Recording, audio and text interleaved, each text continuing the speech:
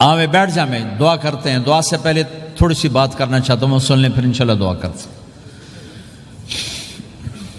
مسلمان کی زندگی چلتے پھرتے دعوت ہے. مسلمان کی زندگی چلتی پھرتی دعوت ہے. اگر اسلام ہماری زندگی میں ہو، عبادات ایسی چیزیں جو نظر نہیں آتی، اخلاق ایسے چیزیں جو چھپ نہیں سکتی.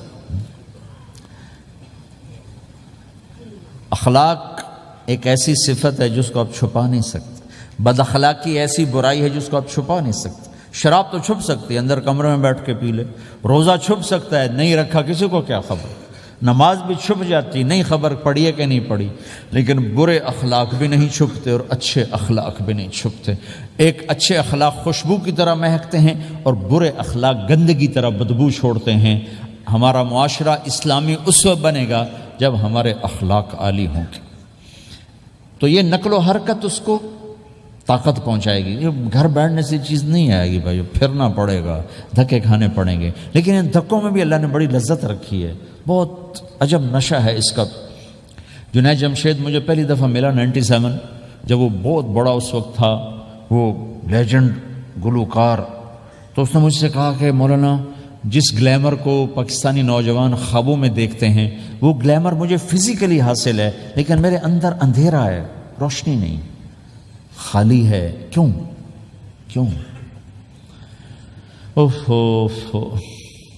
میں نے کہا تمہارے سیدھے گھٹنے میں درد ہو، تم الٹے گھٹنے میں دوا لگاؤ تو فائدہ ہوگا کہنے کا نہیں. میں کہا اندھیرا تمہاری روح میں ہے اور تم روشن کر رہے ہو جسم کو، کبھی میوزک سے، کبھی کسی چیز سے، کبھی کسی چیز سے. تو عورت، شراب، میوزک، ان کا روح میں کوئی واسطہ ہی نہیں. یہ روح تک جاتی نہیں. ان کی پینیٹریشن جسم تک ہے اور جسم کو کنٹرول روح کرتی ہے. جب روح میں بھوک اٹھتی ہے تو وہ پریشانی میں کی شکل میں ظاہر ہوتی ہے. تم اللہ سے تعلق بنا لو، یہ سب کچھ ٹھیک ہو جائے گا. پھر جب اس نے 3 چیلے شروع کیے تو اس کا مجھے فون آیا. ہمارا ایک شہر ہے چھوٹا سا، زلزلے میں ختم ہو گیا تھا، بالاکوٹ. تو اس کا مجھے وہاں سے فون آیا کہ مولانا میں ایک پرانی مسجد میں ایک پھٹی ہوئی چٹائی پر لیٹا ہوا ہوں اور جس سکون کو میں 5 سٹارز ہوٹل میں دیکھتا تھا، ڈھونڈتا تھا، وہ آج مجھے یہاں مل چکا ہے. اور مجھے یوں لگتا ہے میں ہوا میں اڑ جاؤں گا، میں ہوا میں اڑ جاؤں گا. کیا ہوا کہ اللہ سے تعلق بنا اور روح میں سکون آ گیا، ٹھنڈک آ گئی. تو ایک گناہوں سے بچنا اور ایک فرائض کو پورا کرنا، ایک اپنے اخلاق کو ٹھیک کرنا، یہ چند ایک کام ہیں جو کر لے گا اللہ اسے آباد کر دے گا. جہاں ہو نماز نہ چھوٹے، رمضان آ جائے روزے نہ چھوٹیں، زکوٰۃ فرض ہو جائے خوشی سے ادا کریں، اپنی کمائیوں کو حلال پہ لائیں، غلط کاغذات سے، غلط پیپر سے، غلط ہیرا پھیری سے پیسہ نہ بنائیں. یہ پیسہ تباہی کے سوا کچھ نہیں لاتا. اپنی حلال کمائی کرو کہ میرے نبی کا فرمان ہے جو صبح سے شام تک حلال کمانے میں تھکتا ہے اس کے اس دن کے سارے گناہ معاف ہو جاتے. سعد بن معاذ بیٹھے تھے، ان کے ہاتھوں پر اللہ کے نبی کی نظر پڑی تو ہاتھ بڑے سخت تھے. تو آپ نے کہا سعد تیرے ہاتھ اتنے سخت کیوں ہیں؟ کہا جی میں اپنے باغ میں خود کام کرتا ہوں، اس سے یہ سخت ہو گئے. تو آپ نے سعد کا ہاتھ پکڑا اور ایسے چوما اور کہا اپنے بچوں کو حلال کھلانے میں بچوں کو حلال کھلانے میں جو ہاتھ ایسا ہو جائے گا اس پہ جہنم کی آگ حرام ہو جائے گی. کہ بھائیو حلال جھوٹ نہ داخل کرو. چاہے کتنے بڑے مفتی فتویٰ دیں کہ ٹیکس بچانے کے لیے جھوٹ بولنا جائز ہے، میں کہتا ہوں نہیں، سچ. 2 سودے ہیں، ایک طرف چند 100 پاؤنڈ ہیں، ایک طرف سچ ہے.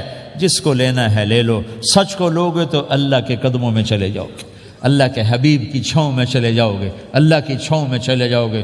جھوٹ، ہاں صرف جھوٹ بولنا جائز ہے. 2 بھائی لڑ پڑے، ان میں صلح کرانے کے لیے جھوٹ بولنا جائز ہے. میاں بیوی لڑ پڑیں تو بیوی کو منانے کے لیے خاوند جھوٹ بول سکتا ہے، خاوند کو منانے کے لیے بیوی جھوٹ بول سکتی. اس کے علاوہ جھوٹ نہیں ہے. سچ کے ساتھی بنو. اللہ کی قسم وہاں سے رزق آئے گا جہاں سے وہم و گمان بھی نہیں. پھر آپ اس حکومت کو دھوکہ دیتے ہو جو آپ کی ہمدرد. ہماری حکومتیں تو خود بھی چور ہیں، تو ان کو چور پڑے ہوئے، چوروں کو چور پڑے ہوئے ہیں۔ تمہاری حکومتیں تو چور نہیں ہیں، تو تم پہ خرچ کرتے ہیں۔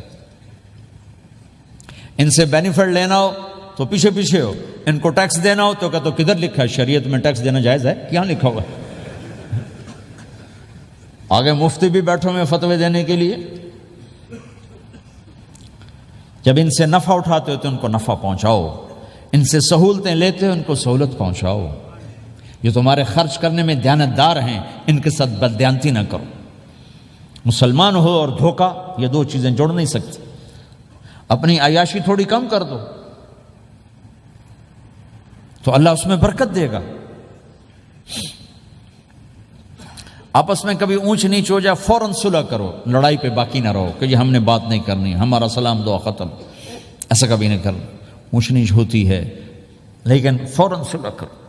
ماں باپ میاں بیوی کٹھے رہتے ہیں تو ہمارا سسرالی معاشرہ بہت سخت قسم کا ہے۔ ماں باپ اتنی مداخلت کرتے ہیں بچے میں کہ ان کی زندگی تباہ کر دیتے۔ ساس سسر بہو پہ اتنا حق جتلاتے ہیں کہ خامد کا بھی اتنا حق نہیں رہ جاتا، اس سے زندگی ٹوٹ جاتی۔ اگر سسر ہو بہو کو عزت دو، ساس ہے بہو کو عزت دے، بہو ہے ساس سسر کو عزت دے۔ لیکن اللہ کی قسم ساس اور سسر کا بہو پہ کوئی شرعی حق کوئی نہیں۔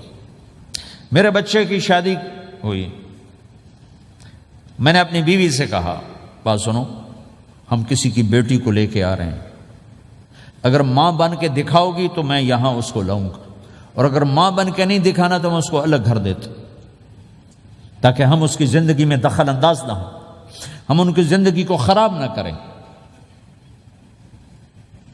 اگر کسی کے پاس الگ گھر دینے کی وسعت نہیں ہے تو وہ خود تو الگ ہو سکتا ہے کہ نہیں ہو سکتا؟ ایک ہی گھر میں رہتے ہیں، الگ گھر کی وسعت نہیں، تو دونوں باہر نکل جاؤ، بچوں کی زندگی سے باہر نکل جاؤ، اپنا ان پر حاوی نہ کرو، ورنہ آپ خود بھی برباد ہو جاؤ گے، ان کو بھی برباد کر دو۔ کتنی طلاقوں کے پیچھے ساس اور سسر ہیں، کتنی طلاقوں کے پیچھے میاں بیوی کی آپس کی بدتمیزی ہے کہ اس ماحول میں برداشت کرنے کا رواج ہی ختم ہو گیا۔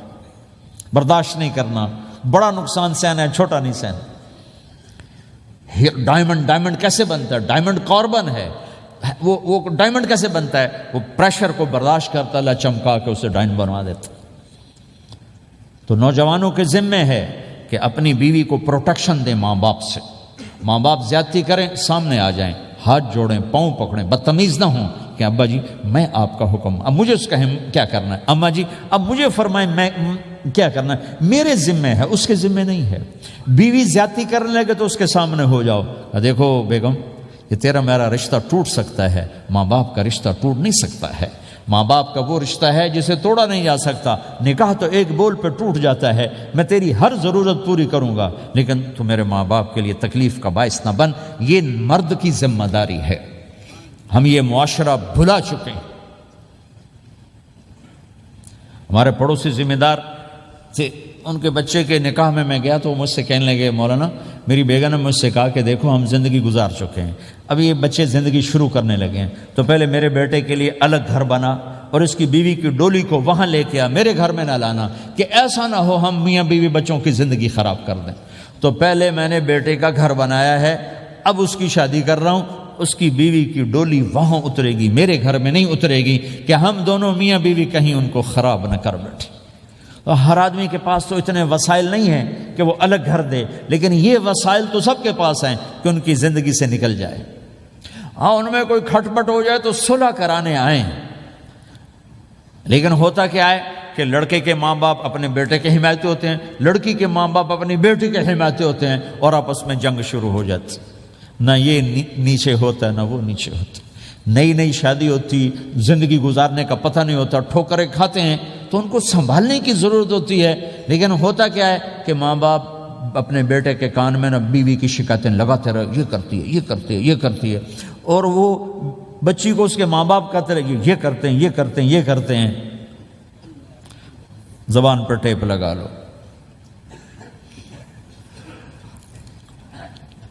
تو آپ کی زندگی روشن ہو جائے گی، آپ کا جیون خوبصورت ہو جائے گا۔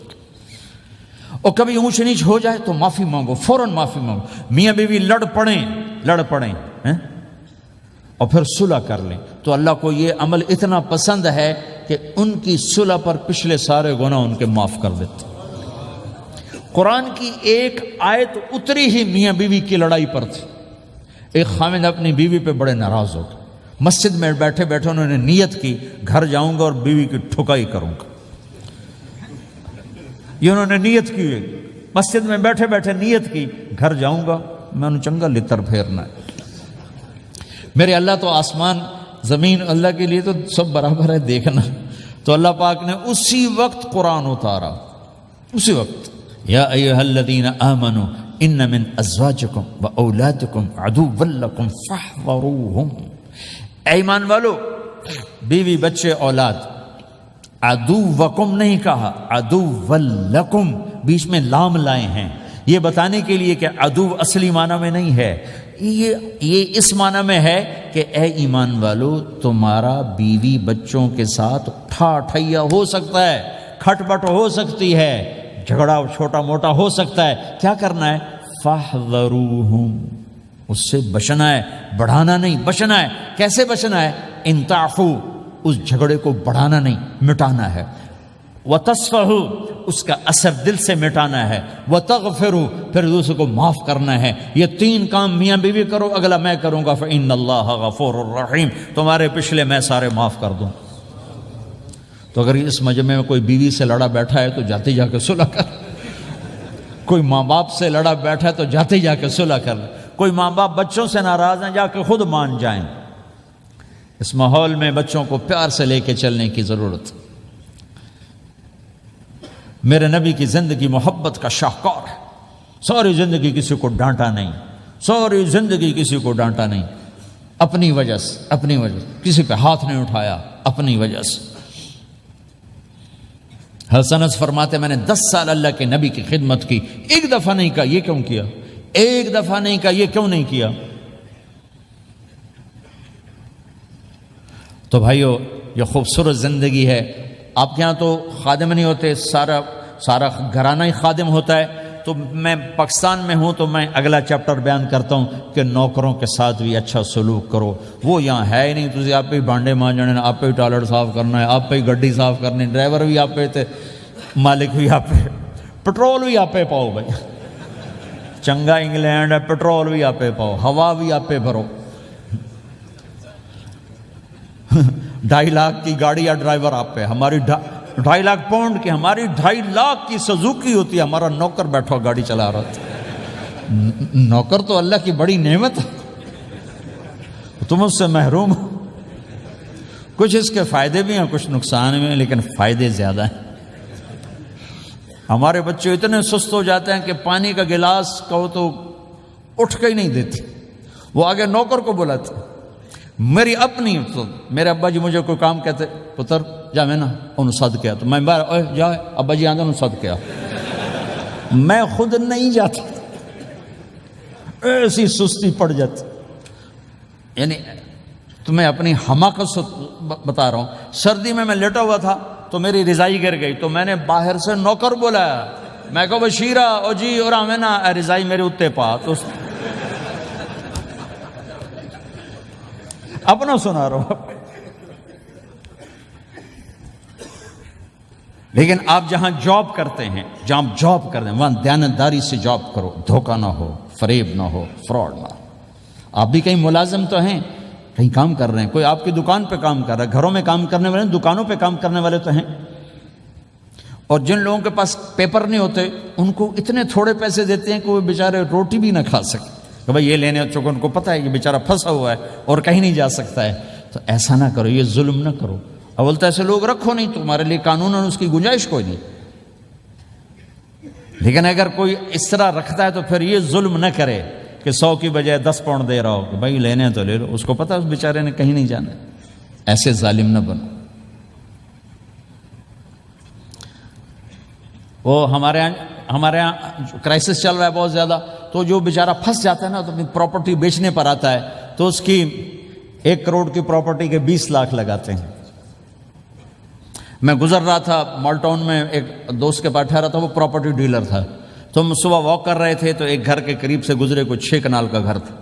مجھ سے کہنے لگا مولانا اس گھر کی قیمت ہے 24 کروڑ، 24 کروڑ کا گھر ہے فزیکلی، لیکن اس کا مالک پھنس چکا ہے قرضوں میں، اب وہ اس کو بیچنا چاہتا ہے، تو 18 کروڑ سے اوپر ایک پیسہ نہیں کوئی لگا رہا، اور یہ اس بیچارہ بیچے گا، یہ 8 کروڑ کا لاس لے کر 6 کروڑ کا لاس لے کر بیچے گا چونکہ یہ پھنس چکا ہے۔ میں نے کہا اگر میرے پاس پیسے ہوتے تو میں اس کا 24 کروڑ کا گھر لیتا 30 کروڑ کا، کہ 24 کروڑ اس کے قرضے میں جاتے اور 6 کروڑ سے اپنا الگ کاروبار کر لیتے۔ مسلمان تو مظلوم کی مدد کرتا ہے، مسلمان تو دکھی کی مدد کرتا ہے، نہ کہ مصیبت زدہ کو اور لوٹ لینا، مرے نو مارے شاہ مدار، یعنی مصیبت زدہ پر اور مصیبت ڈالنا۔ بھائیو یہ وہ خوبصورت اخلاق ہیں، اپناؤ گے اللہ چمکائے گا، اللہ اس جہان کی عزت دے گا۔ اور ایک آخری میری بات ہے، بہت بڑا مجمع ہے، بہت سارے نوجوان نظر آ رہے ہیں، آج تک جو اللہ رسول سے جنگ کی اس سے صلح کر لیں، جو گناہ کی اس سے معافی مانگ لیں، ادھر ہم معافی مانگیں ادھر اللہ معاف کر دے گا، ادھر ہم توبہ کریں ادھر اللہ معاف کر دے گا۔ اور آپ تو ماشاءاللہ سارے بہت اچھے بیٹھے ہوئے ہیں۔ میرا ایک شاگرد ہے مولوی امجد، کراچی میں امام مسجد، اس کے پڑوس میں ایک عورت تھی، وہ لڑکیاں سپلائی کرنے کا کام کرتی تھی، کتنا ذلیل کام ہے، اور سال ہا سال سے اس کے بیٹے سے اس میرے شاگرد نے دوستی لگائی اور میرے بیان کی کیسٹ دے دی کہ بھائی یہ سن لینا، میرے استاد جی کی کیسٹ۔ اس نے گھر میں جا کے لگا لی، اس کی ماں چلتے پھرتے کانوں میں آواز پڑ رہی ہے، آخر وہ آ کے بیٹھ گئی، کہنے لگی سنا، مجھے بھی سنا۔ تو اس نے سارا سنا، پھر کہا دوبارہ سنا، پھر سنا، کہا دوبارہ سنا، پھر سنا۔ تو کہنے لگی یہ کون ہے؟ کہا پتہ نہیں کون، تمہیں کس نے دی؟ کہا یہ امام مسجد نے۔ تو بچے کا ہاتھ پکڑا اور آ گئی دروازے پر، اس لوگ تراویح پڑھ کے باہر نکل رہے تھے، کہنے لگے میں نے امام صاحب سے ملنا ہے۔ وہ آ گئے، کہا جی یہ کیسٹ آپ نے دی؟ کہا جی۔ یہ کون ہے؟ کہا میرے استاد ہیں۔ کیا نام ہے؟ طارق جمیل۔ اچھا، انہوں نے توبہ کی بڑی بات بتائی ہے، تمہیں پتہ ہے نا میرا کیا کام ہے؟ ہاں۔ کہا میری توبہ قبول ہو سکتی ہے؟ کہا کیوں نہیں اماں جی، ہو سکتی۔ کہا ٹھیک ہے، پھر میں اللہ کو گواہ بناتی ہوں، میری توبہ۔ اور اس نے مسجد میں آنا شروع کر دیا تراویح میں، 5واں روزہ ہے، اور دعا مانگتی ہے اللہ اگر میری توبہ قبول ہے تو مجھے اپنے پاس بلا لے، یا اللہ اگر میری توبہ قبول ہے تو مجھے اپنے پاس بلا لے۔ 29ویں روزے سجدے کی حالت میں اللہ نے اٹھا لیا۔ ساری زندگی کام کیا؟ لڑکیوں کی سپلائی، اتنا بدترین کام، اور موت آئی رابعہ بصری جیسی۔ یہ ہے توبہ کا کمال، کہ اللہ کی رحمت سے کبھی نا امید نہیں ہونا چاہیے۔ اللہ کوئی تھانے دار نہیں ہے کہ اس نے چھتر پھیرنا ہے، اللہ کریم ہے، مہربان ہے، ہمارا دوست ہے، ہمارا رب ہے۔